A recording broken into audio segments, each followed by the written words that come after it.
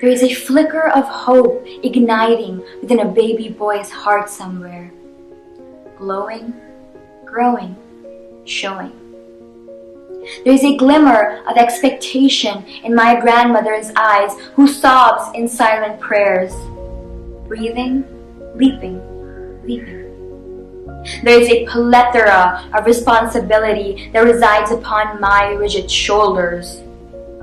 Treading, spreading, and shredding my ignorance.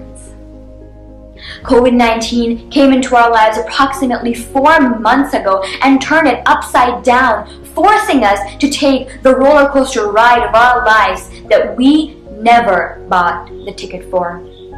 The angel of death disguised himself in the face of this overpowering virus that threatened our babies and knocked down the door to our elderly, robbing many from the tender feeling of cradling and holding their newborn babies in their arms, and from the wholesomeness one gets when they lay their heads in their grandparents' laps to listen to fairy tales about a world in which this virus never existed. My father wears his cape in the form of a mask, for he is no less than a superhero. His costume consisting of a white coat and a stethoscope around his neck. My mother locks the door behind him every single day when he goes to work, but not before she makes inaudible pleas to God for the safety of her husband. She feels helpless. My sisters feel helpless. I feel helpless. But I realize I am not. Charity begins at home and change starts within me aren't just quotations we teach to kindergartners anymore so that they may learn that actions incite consequences.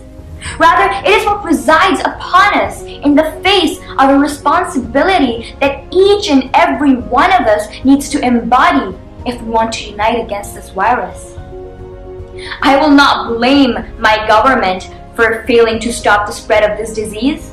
I will not resort to racism for the sole purpose of holding one individual accountable. I will not say that I am what caused this, but I will say that I am what will cure this.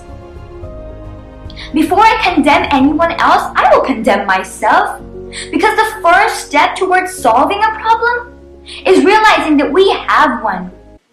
So I will stay at home and practice a self-imposed quarantine. I will isolate myself for the safety of my previous generation and for the well-being of my next one. I will limit my outings to only when necessary and take precautions when I step outside of my house. I will personify responsibility so that others may see me and they too will realize that they are not helpless. You don't need to be a healthcare worker or a military personnel in order to give birth to tangible change. Each and every step taken by each and every person counts.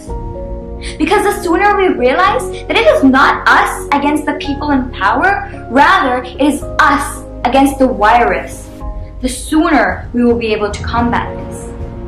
As J.L. Knight once said, and I quote, "Each one of us, right here, right now, we are the resistance."